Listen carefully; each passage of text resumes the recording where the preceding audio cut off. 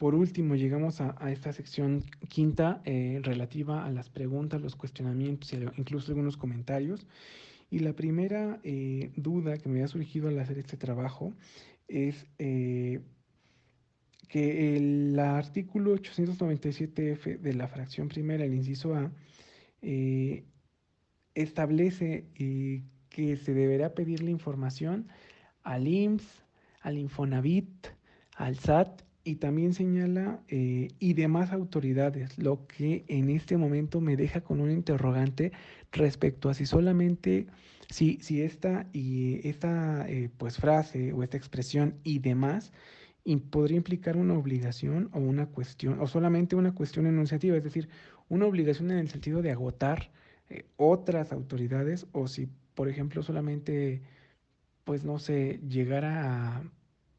señalar este y demás en caso de que, pues, por alguna razón el Infonavit no llegara a tener la información y entonces tuviéramos que investigar a alguien más que sí. Esa es la primera cuestión. La segunda, yo creo que una cuestión que vale la pena considerar es que se tenga que celebrar alguna reunión de trabajo con las autoridades básicas a las que se les debe pedir la información en términos de ley. ¿Y esto para qué es? Para hacer un intercambio de información. Por nuestra parte, saber, bueno, más bien mencionarles cómo es que pretendemos que nos proporcionen la información, llevarles incluso ya este formato, presentarlo en una reunión de trabajo, en un panel, pues, eh, exponerles pues todas estas cuestiones que debe ser mayúscula, qué campos deben de ser, todo esto y al mismo tiempo que ellos nos expongan de qué manera están trabajando sus bases de datos, porque ya por lo que es el aspecto técnico del Excel, hay algunas cuestiones, o más bien algunas compañías, perdón, autoridades que manejan los nombres en casillas o celdas distintas. Primero el nombre, luego, perdón, el primer apellido y luego el segundo. Entonces, eso no funcionaría en nuestro sistema porque lo haría todavía más complicado, creo yo. Entonces creo que sí sería conveniente organizar una reunión de trabajo con esas autoridades. Y incluso pudiéramos, pues con esta preocupación de que las administraciones son temporales y las instituciones se supone que no, que perduran más en el tiempo, pues exhortarlos o externar nuestra preocupación para que se elaboren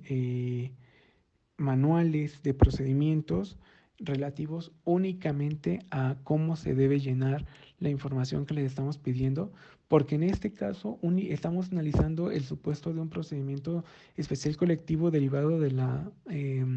conflicto por la titularidad de un contrato colectivo de trabajo. Pero cuando se trate de huelgas, eh, los plazos se cortan, hay que recordar eso, y son más urgentes porque la huelga ya estalló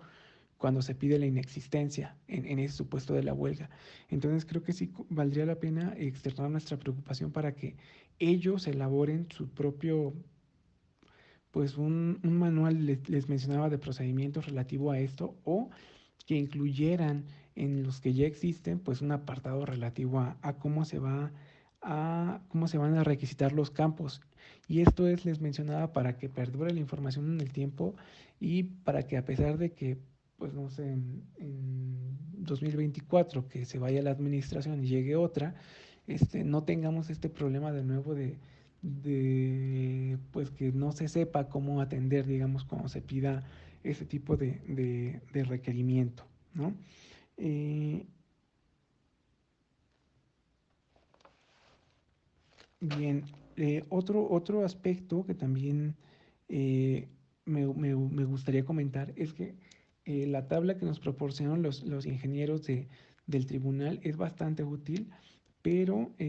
quizá menos es más. Es decir, ahí establecieron o integraron una cuestión relativa, una fecha relativa al nacimiento. Yo creo que podría sobrar. Y esto podría ser porque pues el mismo CURP ya contempla la fecha.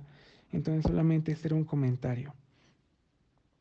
Eh, Otra también, una cuestión que me hizo surgir una duda fue esta disposición de la ley que establece el 897F en el sentido de obligar, más bien de que se requiere al patrón para que manifieste el nombre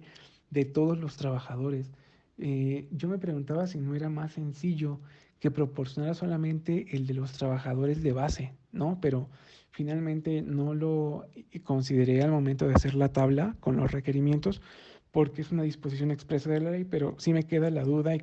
no sé si amerite alguna reflexión el saber o pues sí, el pensar o el repensar cuál fue la ratio legis de quien elaboró esta ley para pedir, digamos, todos los nombres de los trabajadores, porque pues en algún momento pudieran resultar, creo yo, innecesarios, bueno, no sobre todo, sino más bien específicamente los de confianza. También quería saber por qué la ley establece esa diferencia para dividir o diferenciar entre trabajadores sindicalizados y sindicalizables. Yo también creería que ya con el mero hecho de pedir que nos informen cuáles son los trabajadores pues de base, eso sería suficiente, digamos, para atender este campo, creo yo también pudiera sobrar. Otra cuestión que sí me gustaría reiterar es el tema de los acentos y de las mayúsculas, porque va a ser un problema muy grande determinar los nombres correctos de quienes deban ser integrados en los padrones para el recuento, pues es más sencillo cuando no llevan tildes, no llevan acentos. Y pues bueno, también no quisiera dejar pasar la oportunidad de volver a hacer esta crítica respecto a todos los requerimientos adicionales, como esos relativos al puesto y el salario, porque pues no se sabe, bueno, intuyo pues por dónde va la intención, cuál fue la intención del legislador al establecerlos, pero para efectos prácticos creo que pudieran implicar como un obstáculo para